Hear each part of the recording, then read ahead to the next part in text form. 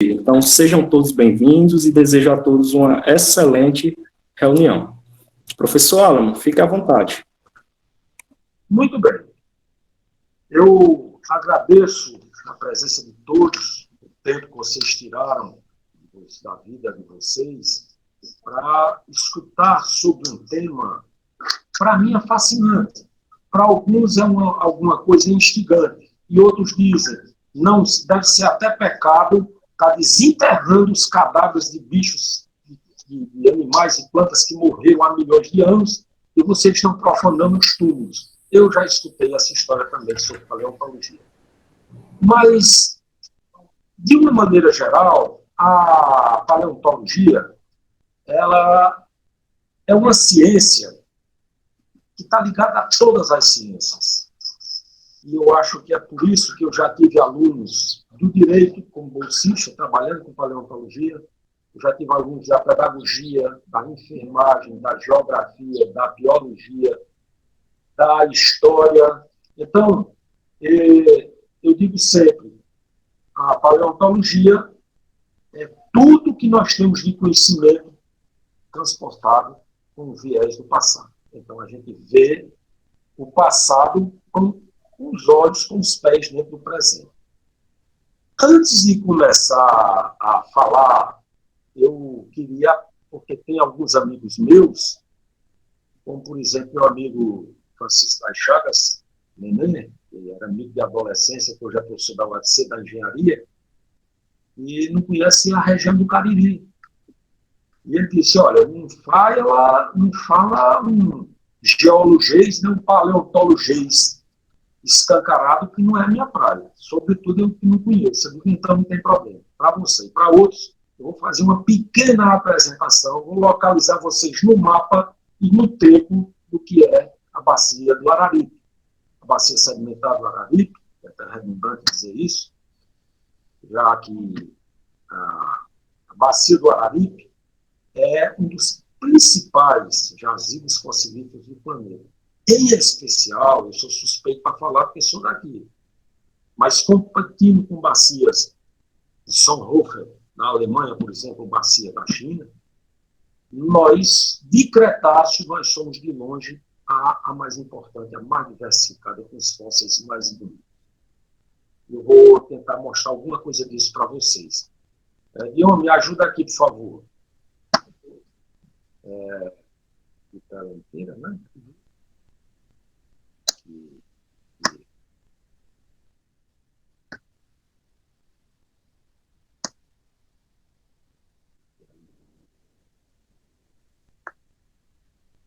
Bom, então, conhecer a paleontologia da bacia do Araripe é uma coisa bastante pretensiosa para se falar em mais ou menos uma hora. Mas como eu queria que vocês viessem prestar atenção no que eu ia dizer, eu até dei uma mentira sobre o tema dessa palestra. Mas vamos lá. O que a gente chama de bacia do Araripe está no sul do Ceará, em torno de 80% da bacia do Araripe está no estado do Ceará, no sul do estado do Ceará, entre os estados do Pernambuco e o estado do Piauí. Tem mais ou menos 12 mil quilômetros quadrados. Esses 12 mil quilômetros quadrados, que tem essa estrutura sedimentar, teve a sua formação, a sua gênese, quando o continente sul-americano e africano estavam se separando. Então, com esta separação, houve todo um creche, claro, parte sobe, parte desce. E teve duas coincidências. Uma foi que nós ficamos dentro de uma fratura, de uma quebradura da crosta terrestre. E, nessa época, os oceanos estavam sobre os continentes. E por que isso estava acontecendo? Estava acontecendo porque tinha um superaquecimento global. Entre o Jurássico e o Cretáceo, o planeta Terra é um verdadeiro inferno de calor. E é por isso que muitos perguntam, se a gente conseguisse ir ao Cretáceo, eu queria um dia pegar uma nave, voltar no tempo, entrar na velocidade da luz e passar um dia no Cretáceo, eu ver os dinossauros, ver andar, fazer trilhas. Eu digo logo, isso daí não seria possível. A radiação ultravioleta era mais ou menos 12 vezes o que nós temos hoje, ao meio-dia aqui no Equador, no próximo ao Equador. Então, era para arrancar o couro de qualquer um, era queimadura séria. Depois, a quantidade de gás carbônico era muito alta na atmosfera. Nós tínhamos, olha, hoje em dia é mais ou menos 0,4%. No Cretáceo, final do Jurássico, começo do Cretáceo, estava em torno de 2,2%. Quando nós inspiramos o ar, enchemos o pulmão, esse ar entra com 0,4% de CO2. E a gente expira jogando 4% para fora. Ou seja, uma atmosfera de mais ou menos 2,2% fazia com que a gente entrasse em uma cianose rápida. Nós iríamos ter problemas sérios para respirar, quanto mais para dar uma carreira. Se alguém quisesse correr de um dinossauro subir numa árvore, ia cair estatelado, morrendo sem fundo. Então, essas eram as condições que, onde hoje nós temos a bacia do Araripe, se encontravam há mais ou menos 120 milhões de anos passados. E hoje em dia a gente tem a região do Cariri, o Cariri subcearense. E isso, como eu digo também, eu falo com muita paixão dessa terra, porque eu, quando era menino, até os 14 anos, perguntava, o que é que vai ser, quando cresceu de vaqueiro? Que a coisa que eu achava melhor era andar com os vaqueiros do meu avô, que tinha gado, criava gado, e a gente ia deixar gado em cima da serra, voltava com o gado da cavalo. Então eu queria ser igual a Zé Novo, igual a Tonzinho, e assim, bom, igual a Boanerges, seria uma coisa mais ou menos desse jeito. Até que eu achei que, e até acabei descobrindo que é muito mais fácil estudar. E por isso eu vejo a região do Cariri, ainda hoje, como um verdadeiro paraíso. Acima, o platô da Chapada, no final da deposição, tem mais ou menos 1.000 metros de altitude. E as cidades a 600 metros na área de vale, uma cota de 500, 600 metros. O centro do crato está a 410 metros. E nessa região maravilhosa, eu digo sempre que o Cariri é a Galápagos brasileira. Por que é a Galápagos brasileira? Porque nós somos uma ilha de cerrado, cercado de caatinga por todos os lados. Então aqui nós temos remanescentes da floresta amazônica e da Mata Atlântica. De maneira que nós criamos uma situação de especiação. Por exemplo, nós temos aí na foto, vocês podem ver o soldadinho do Araripe, o Antiloca boca-remando, que é uma ave endêmica daqui. Só tem aqui essa espécie. O guajá do Araripe, isso é a Timboro, também é um caranguejo que vive nas levadas, numa altitude de mais ou menos 750 metros, até 800 metros. E essa espécie ficou isolada aqui, com seus paredes basais, lá na parte norte do rio Amazonas. Então, é isso que faz o Cariri ímpar em termos de riquezas atuais.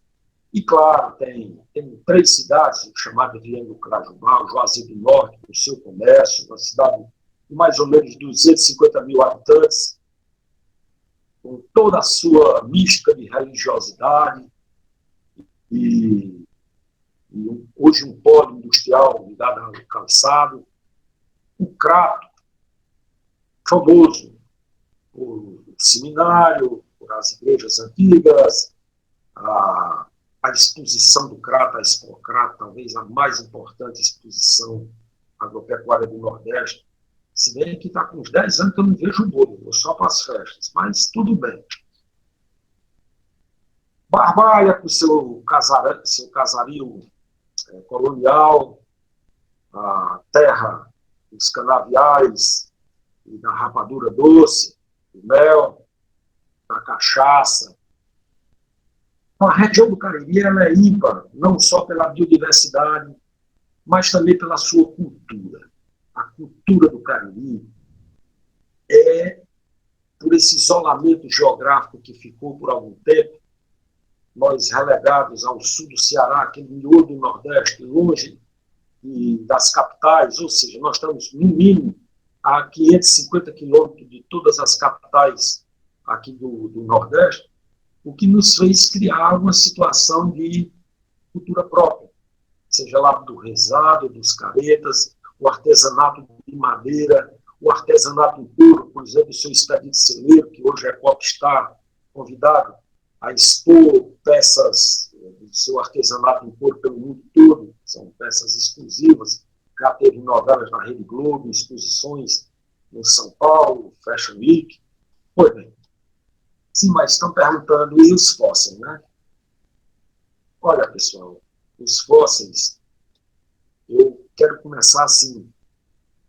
O que é que a gente fala dos fósseis da Bacia do Araripe? E não é assim, você chega em alguns países e fala da Alemanha, tem o que? Tem Jurássico, é importante, teve o Archaeopteryx, sim, que é a primeira ave, poder, pterossauros muito importantes, material do Jurássico muito bom, mas aqui nós começamos há 400 milhões de anos atrás. Antes da formação da Bacia do Araripe, aqui já era um ambiente propício para o registro da passagem da vida por nosso planeta. Quando estavam começando as plantas a colonizar o ambiente terrestre, já que nós temos só uma grande massa de pedra formando aquele caos, como se fosse a superfície de Marte, com todos os continentes juntos, e um grande mar arrodeando isso, nós já temos a formação de fósseis aqui, no Silúrio Devoniano. Então, vocês podem acompanhar aí na Cachoeira de Missão Velha, onde tem um registro importante de túneis de organismos vermiformes, túneis de condrites, de planolites, de vermes que deixaram os seus túneis, a sua área de alimentação, essas coisas parecendo um pezinho de galinha e rachas de galinha na areia, são túneis de vermes. Ou seja, esses chamados icnofósseis, ou seja, não é o fóssil, não é o resto do ser vivo propriamente dito. É uma evidência da passagem do ser vivo por aquele ambiente. Então, tudo começa no Silúrio Devoniano, tem uma pausa, cessou, e mais ou menos 160 milhões de anos atrás, começa novamente, com o crash dos continentes, começa novamente a ser depositado material paleontológico aqui. Então, na formação Brejo-Santo, que é Juro-Cretáceo, a transição entre o Jurássico e o Cretáceo, mais ou menos, então, na formação Brejo-Santo, nós encontramos uma vasta quantidade de ossos desarticulados, de fósseis de selacanto. E selacanto é um caso engraçado. É aquele grupo de peixes, que está na transição entre anfíbios e peixes, que tem as nadadeiras articuladas, eles conseguem ter um pulmão adaptado como uma bexiga natatória adaptada como um pulmão, de maneira que ele tem toda uma estrutura articulada dos membros e é a base da saída, vamos dizer, dos peixes procurando o ambiente terrestre. Então, está na linha evolutiva dos anfíbios, esse grupo de peixes. E então, aí, esse peixe, claro, não é aqui da Bacia do Araripe. Eu estou só mostrando aqui um selacante e o tamanho dele. E essa foto foi tirada no Museu da Sociedade de Paleovertebrados da China. Essa foto foi lá em Pequim. E eu faço muito inveja a Tatiane, uma aluna de doutorado, começou aqui com a gente desde a graduação, que me dá muito orgulho, vai ser uma cientista brilhante. Professor, sim? pode só ocultar essa barrinha aí, clicar nesse nome ocultar? para a gente ver o nome do... Isso. Tá bom. Ou não, Não, obrigado. Então, como eu estava dizendo, a Tatiana vai ser uma cientista brilhante, porque esses ossos que estão montados ao lado aí, com toda a identificação, essa cacaria todinha é coisa dela. Foi ela que publicou um artigo com os malsônios do Jurássico, aqui da Bacia do Arari. E eu brinco sempre fazendo inveja a ela, dizendo, olha, eu raposei ao lado do salacanto e tu não. Então, continuando ainda no final do Jurássico Superior, no início do Cretáceo, mostrando que tinham rios meandrantes aqui, uma coisa colossal. Se vocês olharem nesse slide, tem uma representação de uma planta,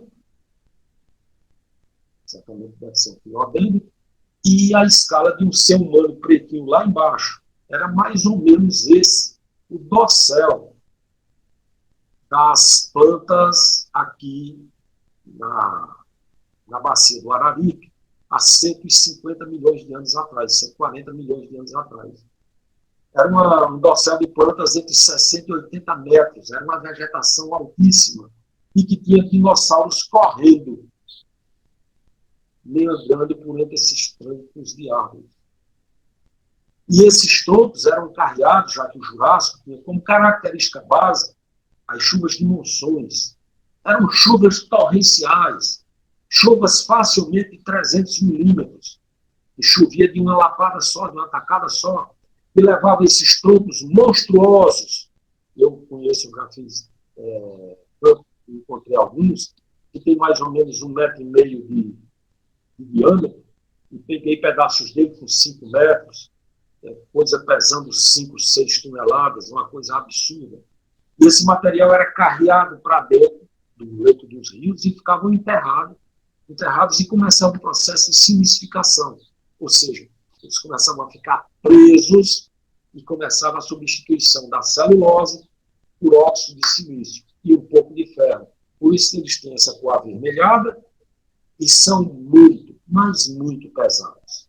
E nós temos um geossítio, o geossítio Floresta Petrificada em Missão Velha, que vocês podem ter acesso e podem ver esse material facilmente. Então começa o Cretáceo, e é no Cretáceo que nós vamos ter os fósseis mais magníficos que alguém pode descrever. Na formação Crato, nós temos o geossítio com maior diversificação de espécies e de grupos.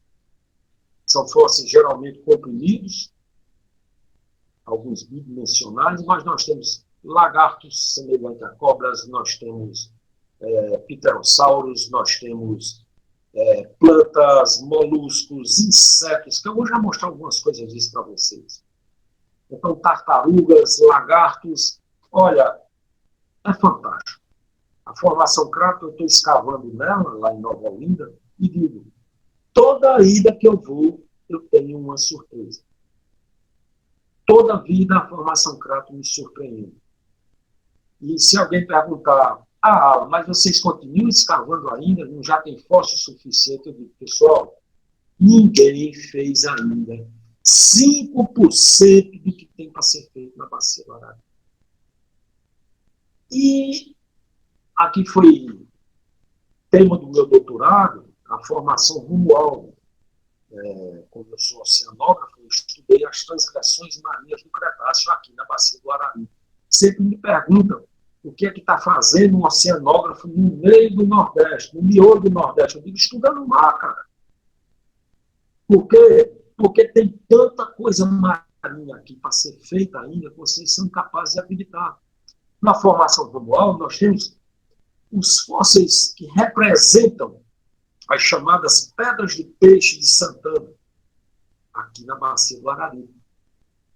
Então, nós temos tartarugas, dinossauros, pterossauros, plantas, peixes, infinidade de peixes, camarões, caranguejos, restos, conchas de ouriços.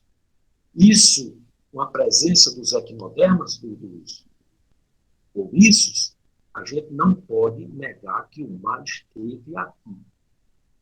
Grupos de peixes que são exclusivamente marinhos, eles são encontrados aqui. Então, não existe dúvida. O mar esteve aqui. Porque não tem como esse material ter vindo parar aqui. Na quantidade que nós temos, sem que o mar tivesse transgredido e chegado até aqui. Bom, mas, pessoal, isso é muito legal. E hoje nós estamos aqui falando e discutindo, e pessoas se interessam por isso. Mas a nossa cultura científica não foi sempre com essa empolgação de muitas pessoas. Porque nós tivemos uma cultura científica baseada que aqui era o fim do mundo. Então, a coisa era assim. É importante? É importante. Então, manda para o estrangeiro. Não existe ninguém aqui com condições de estudar, de escrever, de dizer o que é isso. Muito bem. E isso não é uma coisa exclusiva nossa aqui do Cariri, do Ceará, do Nordeste. Isso já foi uma coisa de Brasil. Se a gente olha o pai da paleontologia brasileira, o Peter Lund, que era um grande naturalista dinamarquês, então no início do século XIX, ele estudou preguiças das cavernas de Minas Gerais, muita coisa da arqueologia de São Paulo e também de Minas Gerais, alguma coisa do Rio de Janeiro. O que foi que o Peter Lund fez? Quando ele coletou esse material, anotou tudo sobre esse material, publicou esse material, leva para o Museu de Copenhague. Não deixa isso no Brasil, porque lá não tem quem cuide disso. É uma terra de ignorantes. E parece que a gente assumiu, a carapuça coube, serviu, de maneira que quando a gente olha, o João da Silva Feijó, que foi quem fez os primeiros registros de fósseis de peixes aqui na Bacia do Arari, e também ele mudou a história da paleontologia. Porque existe uma regra, até 1800, até esse registro, de que partes moles de seres vivos não se petrificavam, não sofriam fossilização. E foi por isso que ele escreveu no seu diário, porque ele veio aqui ao Ceará à procura de salitre. É o material para fazer pó, extraído do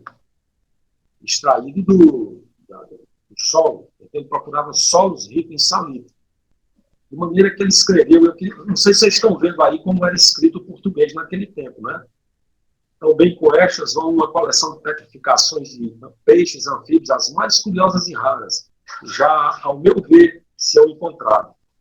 E que, por isso, merecerão a atenção dos amadores da história natural, de cuja contemplação talvez me aproveite para discorrer em memória particular. Pois sempre constante entre os naturalistas que jamais se podem petrificar partes moles e musculares dos animais. Nota-se aqui o contrário. Vê-se imensos peixes inteiramente convertidos em cristal espatoso e envolvidos em massas de pedra calcária, tendo encontrado essa petrificação acima da Terra da Serra, entre Missão Velha e Milagres, no engenho Cameleiro. Espero a satisfação de remeter a Vossa Excelência brevemente. E ele também foi um que pegou e mandou um carregamento para Fortaleza e um carregamento que foi para o Rio de Janeiro e depois foi enviado para a Universidade de Évora. Depois, a parte que estava aqui em Fortaleza, ele foi enviado para o IHCIS.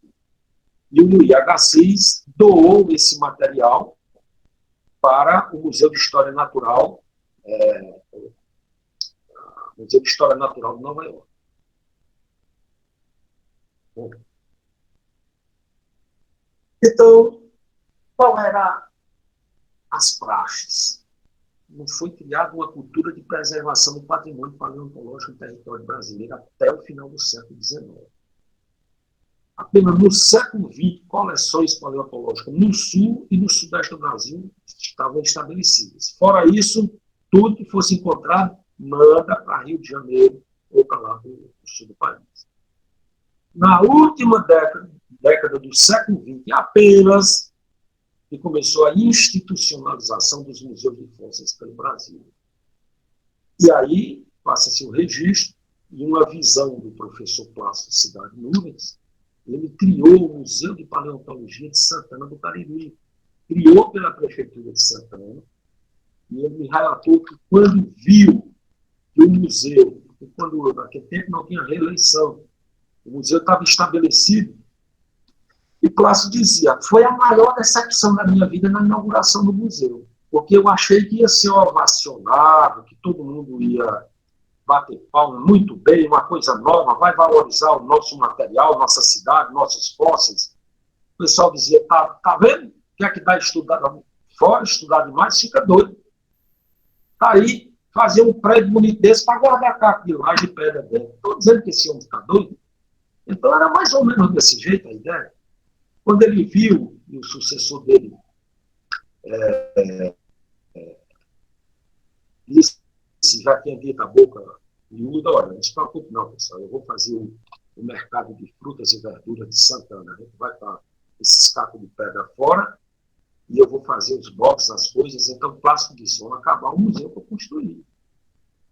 E ele disse que, hoje em dia a gente diz, eu tive um ensaio, né? Ele disse, com aquela, passando a mão da barriga, ele disse, aí eu tive uma epifania e eu pensei, 15 minutos antes de passar o cargo, eu ainda sou prefeito. Corri, fui para a máquina de datilografia, datilografei um termo cedendo o museu da prefeitura para a UCA. Fiz uma sessão por 20 anos. Se a UCA botasse para frente, então ficaria com a UCA definitivamente. E ele disse que quando passou o museu, veio até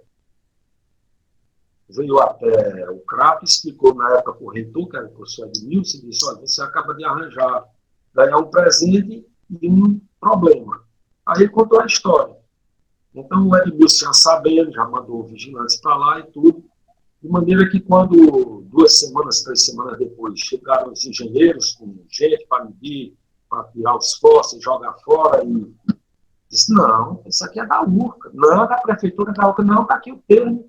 Então o prefeito ainda tentou entrar na justiça, mas aí, graças a Deus, deu certo e o museu hoje é reconhecido como o principal museu de paleontologia do Brasil. Bom, eu só quero dizer que a descrição apaixonada do João da Silva Feijó não era exagero. E olhe bem, pessoal, vamos começar pelo mais feio que tem, os fósseis daqui da Bacia do Arari. Nada contra quem estuda esse grupo. Mas olhe bem, baratas. Olha esse fóssil lateral de uma barata, com 120 milhões de anos aproximadamente. As cerdas das pernas da barata, detalhe do olho preservado, do conteúdo, se botando isso na lupa, você vê o conteúdo abdominal, as placas, os somitos que formam o abdômen. Então, só aqui na Bacia do Araripe a gente vai encontrar isso. Quando a gente olha um peixe, a primeira coisa que a gente procura é se vai comprar um peixe, como é que está o olho do peixe. Então me digam, essas piabinhas, os dastigos crandários da Bacia do Araripe, da formação crânio, não parece um peixe que está salgado há mais ou menos uns 3 ou 4 dias? Lembrem-se, esse material tem 120 milhões de anos. Com tecidos moles preservados, tecido mole preservado de maneira impressionante. Com escama, com músculo, com conteúdo estomacal. Claro, vocês estão vendo o olho preservado. E não vamos só falar de animais, e o que tem assim, a natureza do estado botânico, embora o mundo não tenha me deixado muito, eu tenho aprendido sempre alguma coisa com animais. Com licença. Pois não? Faz tempo que começou, professor, porque agora que eu consegui entrar, quase não consigo. Não, minha filha, eu estou só fazendo uma apresentação breve da formação, da bacia do Araripe, dos fósseis daqui, e depois nós vamos entrar no bate-papo, tá bom? Ah, ótimo, obrigada. Então, não estamos nem com meia hora. Não. Bom, então vejam aí o braquifilo, um obeso, um galho de braquifilo, que tem mais ou menos também 122 anos na formação crato, e vamos dizer que seguiu os ancestrais da nossa araucária angustifolia, é uma araucariácea, e você encontra as escamas, detalhe de cal, esses outros fósseis, cofilites, por exemplo, ou então a Crapoania equatoriana, que tem uma semente germinando. Olha que coisa maravilhosa. Uma semente germinando. E vejam, de araucariácea ou de velvisquiácea, esses estróbilos, as estruturas reprodutivas, quase como você encontra, quando você está andando ali nas florestas do sul, você encontra aqueles pirrões jogados no chão. Não é tão diferente disso. Ratos Millet Jackson, essa angiosperma, que eu tenho muito orgulho de dizer, que foi uma inscrição aqui, da professora Flaviana, comigo e outros, Renan Bantin, Juliana Saião, aqui do Laboratório de Paleontologia da URCA. Então, vejam a perfeição, o detalhe de nervuras. E vocês podem olhar na Cratus Millet até umas bolinhas pretas que tem na folha. E são galhas, são locais de ovoposição de insetos. Isso ficou preservado. Isso não é uma coisa fácil de acontecer em qualquer lugar do mundo ou em qualquer época do mundo. Vamos falar um pouco dos artrópodes, os quilópodes e dos insetos. Eu quero que vocês olhem na figura C aí o detalhe dos olhos e ainda com um pouco de coloração desta libélula, a figura C.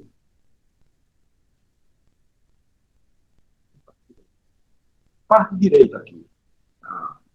E olhe o detalhe de cor nas asas dessa cigarrinha. Na figura B,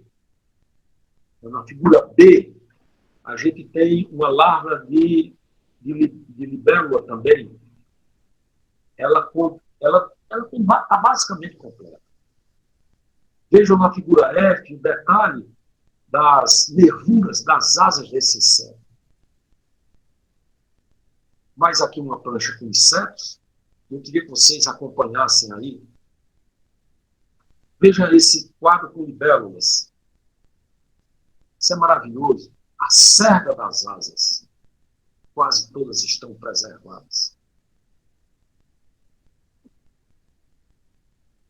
Na figura A, vocês podem encontrar aí detalhe das escamas das larvas de um efemeróptero. Então, são coisas tão delicadas, tão pequenas, como vocês têm aí na figura E. Olha que tem um detalhe de cor nas asas desses insetos. Na figura E, na figura F. Mas, olha, turma, vejam na figura A dessa nova prancha aí, se essa mariposa não parece ter morrido ontem.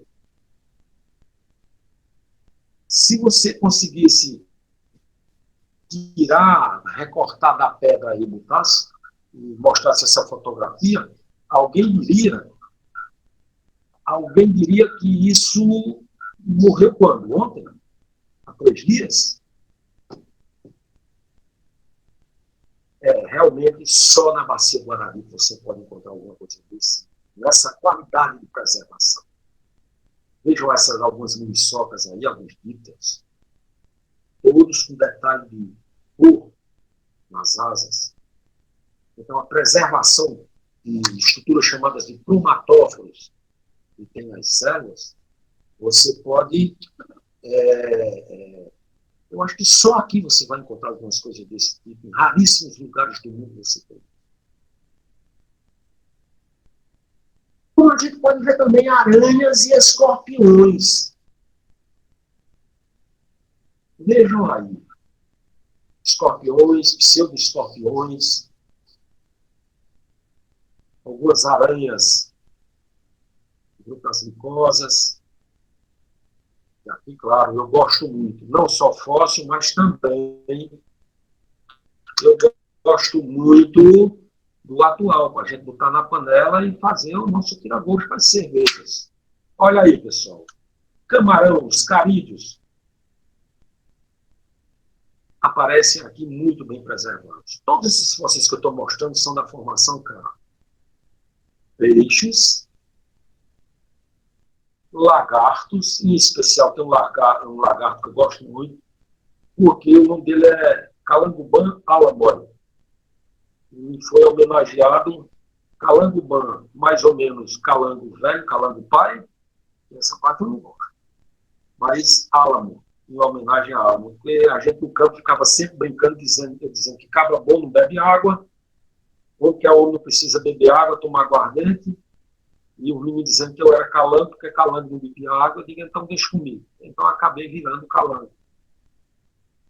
E olhem os detalhes desses crocodilos fósseis daqui. Olhem os detalhes dessa placa dérmica desses crocodilos. Parece de um resto, quando você anda por um Pantanal e encontra aqueles restos de crocodilo morto. É mais ou menos isso que você encontra lá. Morreu na cheia passada. Só que esse tem em torno de 120 milhões de anos. E claro, pessoal, aqui é o paraíso dos pterossauros. Mais ou menos 19, se não me engano, 19 espécies foram descritas em 2 famílias, Anhanguari e Tapejaribe, esses banguelas, com a crista bem grande, e os sem crista ou com a crista na ponta do nariz, com esses dedões, indicando provavelmente que eram bons pescadores. Claro que penas de aves, e nós não tínhamos para mostrar, mas a partir de amanhã eu tenho para mostrar para vocês, dinossauros, com penas também, dinossauros alvianos, que vai ficar no Museu de Paleontologia em Santana do Cariri.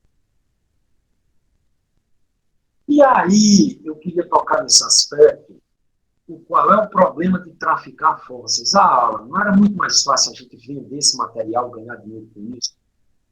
Eu digo sempre, olha, pessoal, vender é bom, ganhar dinheiro, melhor ainda.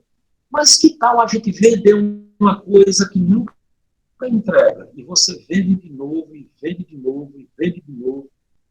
Porque é basicamente disso que a Inglaterra vive. A Inglaterra vive de royalties, da venda de armas, principalmente, e o turismo.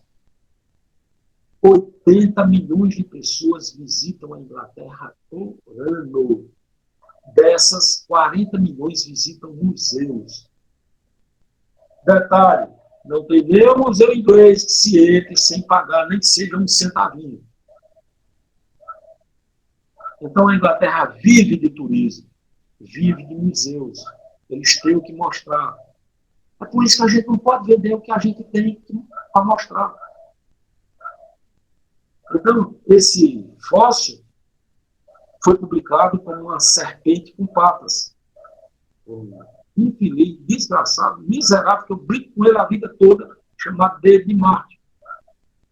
E o Marte traficou e levou muito fóssil daqui, e causou estragos muito grandes aqui o nosso patrimônio cultural. Facilita. Então, essa cobra, ele publicou de uma coleção particular. Então, depois se descobriu que essa cobra é, na realidade, um lagarto. Mas por que a gente não faz a correção e não reescreve o trabalho? Porque o cara não deixa ninguém ver. Está numa coleção particular. Claro, aves. Nós temos aqui uma espécie descrita completa. Sei que tem outra à beira de ser descrita. Aves. E, pessoal, eu vou falar agora dos fósseis da formação Romualdo. Os mais representativos, os mais limpinhos, os tridimensionais. Então, como é que antes, os fósseis que eu estava mostrando aqui, da formação Crato, eles são comprimidos e eles ficam entre lâminas de calcário laminado. Eles caíam no fundo e a toda hora a água que era rica em cálcio, com temperatura acima de 37 graus, com gás carbônico disponível, ocorria a reação natural. Cálcio com gás carbônico forma carbonato de cálcio. Pulveriza, cai isso, que era solvido em água, se juntam, fica sólido, cai no fundo, precipita. E o que tivesse no fundo ia sendo coberto por esse filme de cálcio que estava lá caindo toda hora. Por isso se formou esse pacote de até 30 metros da Pedra Cariri. Enquanto os fósseis da formação Romualdo, que é esse que eu quero mostrar agora, eles estão como se fosse dentro de uma pedra, dentro de um sarcófago natural, envoltos por esta camada de calcita.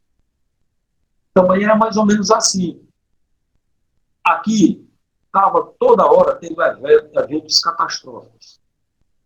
Seja lá por tectonismo, por soerguimento, ou por descida da placa da crosta terrestre. E estava também a invasão de água marinha aqui.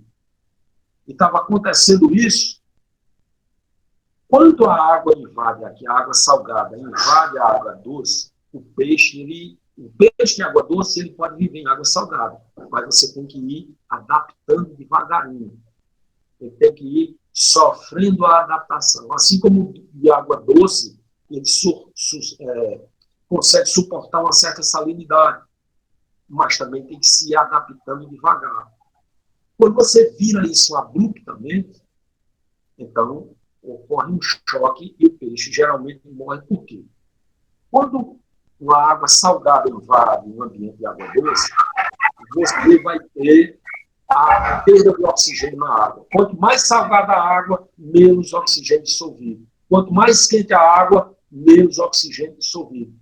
E quando coincidem os dois, água quente e salgada, mortandade. Morre tudo que está naquele ambiente. Então, aqui, eventualmente, no lago de 180 quilômetros de largura, de comprimento por 50 de largura, morreram milhões e milhões de toneladas de peixe, e seja lá de molusco, de rãs, o que tivesse. No caso, na formação Romualdo não tinha rã, mas morria o que tivesse lá dentro. Até os agentes decompositores. Então, como vocês têm aqui, no segundo nível da nossa figurinha, os peixes boiam por um tempo e depois eles caem no fundo, eles afundam. Então, o ambiente está rico em gás carbônico. O ambiente está rico em cálcio. Não tão rico quanto na formação cravo, mas tem cálcio e tem gás carbônico. Então, o corpo começa a liberar amônia. Liberando o NH4+, consequentemente, essa amônia vai agir como um catalisador, o agente que junta o cálcio e o gás carbônico. Forma o carbonato de cálcio, esse é sólido, esse vai caindo como um filtro, formando camadas no entorno do fóssil. E aí vão formar as chamadas pedras de peixe de Santana, também muito encontrado em Jardim e outros municípios aqui, Barbalha, Exu. Bom, então toda essa camada, esse envoltório vai proteger e ao longo do tempo toda aquela massa vai virar basicamente carbonato de cálcio. Então os peixes mais bem preservados e mais bonitos, na realidade são os mais substituídos. Basicamente, vocês estão vendo aí nesse peixe aí embaixo, é hidroxapatita e calcita, carbonato de cálcio. Então, 97% é isso. Mas olha bem, pessoal, esses peixes, como esse de baixo aí, o Calamucleudo cilíndricos, tem mais ou menos, alguns chegam até 2 metros de comprimento. Eram predadores, eram fantásticos. Então, nós temos em torno de 27 espécies de peixes na formação Romualdo, de forma tridimensional, tecidos moles preservados. Encontramos tartarugas, crocodilos, muito bem preservados, fantasticamente preservados, E detalhe, tridimensionais. Hiperossauros, aí vocês têm imagem do Maradacus, que é o Nero, que foi descrito pelo meu querido Renan Bantin. E aqui eu sou suspeito para falar, como eu digo sempre, é o meu grupo querido de estudos, crustáceos. Escrevi espécies aqui, junto com meus amigos Alisson e Will Santana. Então, nós temos camarões aqui com muita peculiaridade, como, por exemplo, esse, o primeiro luciferídeo descrito em fóssil, né? O Sumé marcosa. O Sumé marcosa é o único fóssil de luciferídeo descrito até hoje. Esse camarão ocorre às nuvens, aos milhões, em estuários, em mar aberto, aqui desde a costa brasileira, passando pelo Oceano Índico. Então, a gente encontra esse bicho formando um plâncton.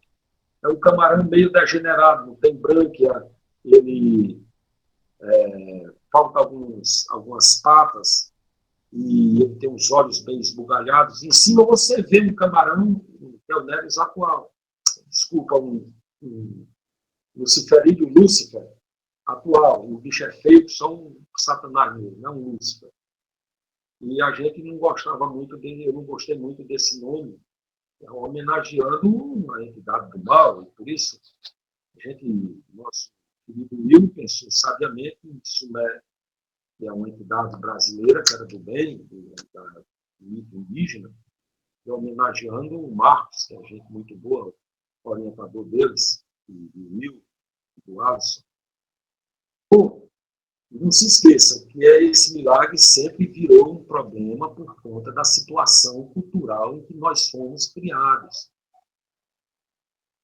Pessoal, o tráfico de fósseis assolou isso aqui, como assolou, olha bem, desde os idos de 40, que não é permitido a venda, a exploração de fósseis. Mas nós já tivemos em toda a mídia do mundo o diabo do tráfico de fósseis. Até na revista Rolling Stones nós aparecemos, olha aí para vocês verem, falando de tráfico de fósseis aqui na região do Cariri. Sabe? Quadrilhas montadas, e a gente não consegue mudar essa legislação para punir verdadeiramente, porque infelizmente nesse país parece que o crime compensa.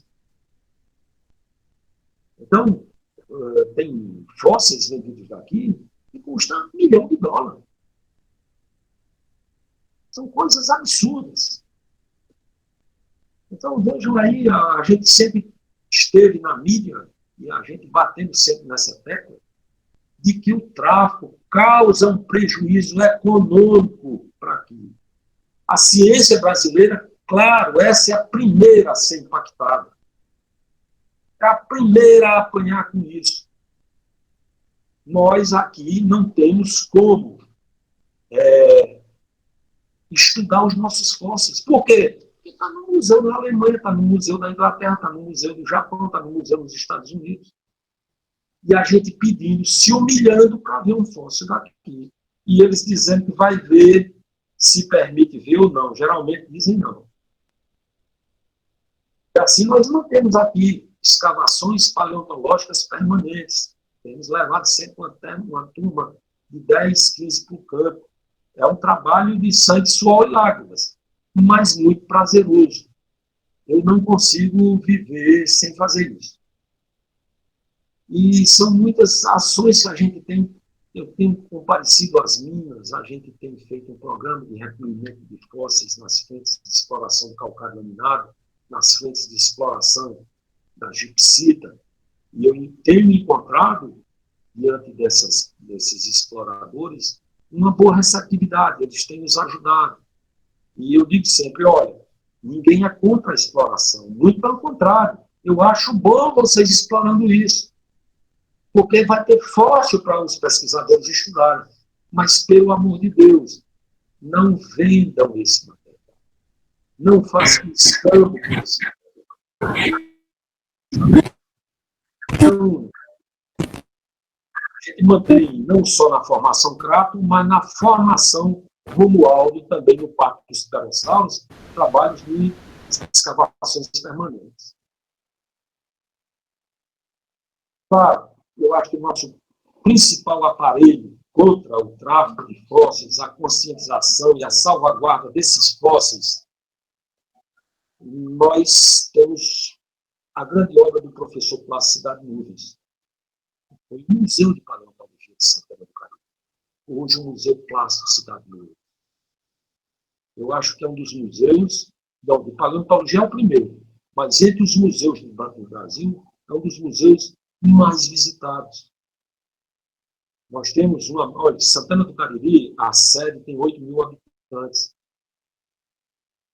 E por conta do Museu de Paleontologia, em assinaturas, em registro de visita, nós temos mais de 30.000 visitas por ano. Isso já é um retorno. Ou seja, Santana do Cariri passou a estar no mapa, ser conhecida no mundo. Se você chegar, não quero fazer um demérito, não, quero fazer uma comparação.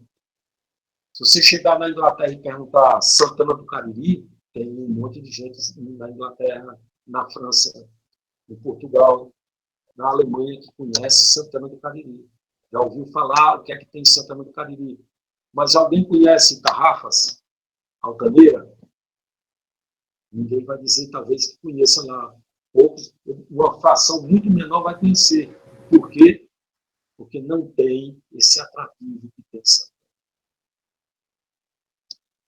Bom, outra ação da Universidade Regional do Cariri foi a criação do Geoparque Cariri.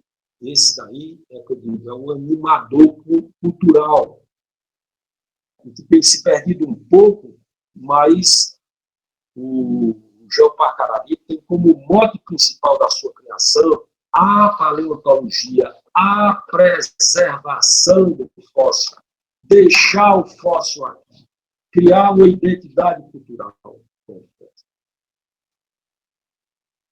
E, claro, nós já temos muita gente estudando paleontologia aqui. Nós temos gente boa.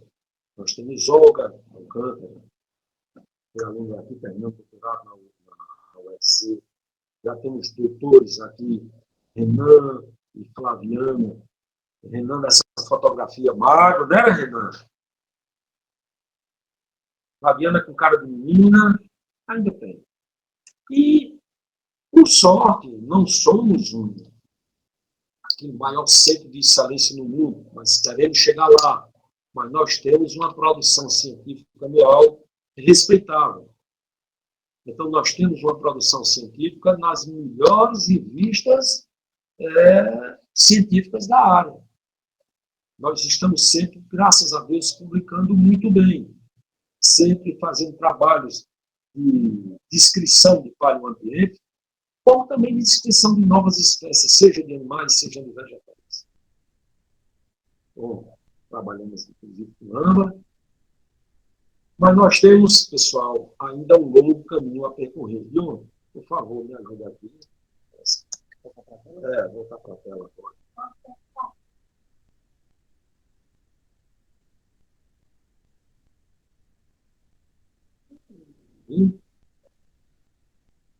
Vocês já estão... Vocês já estão me vendo novamente? Sim, professor. Ah, muito bem. Tá ótimo. Então, pessoal, eu não sei se eu tomei muito tempo, mas eu queria... Esse é o meu amigo Druid que está aqui. Ah, paz, que honra! Tá ótimo, Alan. Gostei muito. Prazer te ver, Druid. Inteiro, eu faço um lindo, bonito, joiado, boa de corado. Mandei um tabelão para você hoje. Ah, foi bom. Beleza. Bom, pessoal, então, voltando aqui a nossa conversa, eu queria dizer o seguinte: nós temos um longo caminho a percorrer. E esse longo caminho, ele só pode ser percorrido com gente nova. E aí eu quero que os mais velhos, os nossos governantes, a sociedade em geral, os nossos empresários, eu quero dizer que invistam nas nossas universidades, gostem das nossas universidades, porque sem essa meninada estar envolvida na preservação, seja lá da paleontologia, seja lá da biodiversidade atual, nós não vamos ter futuro. Ah, mas não já estudaram demais isso, não? Eu digo que não. Sabe qual é a minha revolta? Eu espero que Deus exista para reclamar bem muito quando eu chegar lá. Eu dizer, como é que eu não duro 200 anos? Eu queria viver 200 anos trabalhando de domingo a domingo para pensar em dar conta das coisas aqui da Bacia do Guarani. Como eu gosto desse meu playground, sabe? Esse meu playground aqui é maravilhoso. E eu digo, ninguém fez 5%. O professor Drude, do Labomar, o nosso coordenador científico da FUNCAP, está nos assistindo, o professor Drude começou com uma linha que eu estou aqui envolvido e mais do que apaixonado. Eu digo sempre, eu quero ser o mateiro da meninada dele aqui. Ele está trazendo o trabalho, o mercúrio, os indicadores de catástrofes naturais causadas pelo vulcanismo. E a gente pode ter aqui as leituras, os marcos, seja lá regional, seja lá mundial, para a gente fazer o balizamento. Olha, aconteceu um evento aqui, idade tal, aconteceu esse mesmo evento em tal lugar. Então a gente vai ter essas assinaturas do Mercúrio aqui. Isso eu acho que é sei lá, uma vertente aberta que, para mim, isso me deixa empolgado como se fosse um menino no primeiro semestre de faculdade. Eu estou querendo ver essa coisa andar, mas querendo andar com essa coisa do Mercúrio. Por sorte, nós temos também um apoio do governo do Estado no sentido de ter sempre esse BPI aberto para que a gente possa ir para o campo. É graças a esse BPI, graças a essas coisas, que nós estamos amanhã na coletiva de imprensa com o dinossauro novo. Então, eu digo sempre, me dê 2 tons, que eu faço esses 2 tons da criança. E esses 2 tons que a gente tem recebido têm dado bons frutos, têm dado boas crias. E eu queria encerrar assim, com este apelo, pedindo que o apoio. O governo do Estado tem feito uma boa parte. Eu queria que isso se estendesse para a iniciativa privada. O que pode fazer a iniciativa privada para ajudar as universidades, para ajudar os laboratórios, para ajudar com equipamentos? E por exemplo, nossa ex-reitora Otonite, que tem uma botija de milhões e milhões de dólares, se as meninas não conseguirem gastar tudo, ela podia deixar no testamento, deixando lá para o laboratório de paleontologia, né, Otonite? Deixando a sua botija para nós. Então, o seu exemplo vai estimular muitos empresários da região a fazer isso. Harrison, eu queria que você abrisse aí para perguntas e para a gente fazer um pequeno debate. Só eu falando eu acho meio chato. Professor... Abre os microfones aí. Tá bem. Primeiro, assim, agradecer por essa exposição tão rica, tão maravilhosa assim, em detalhes, que mostrar que a nossa região, apesar de ser um polo paleontológico nacional, internacional, mas também é um polo cultural, um polo ambiental, uma riqueza sem fim em tantas dimensões. Mas, professor,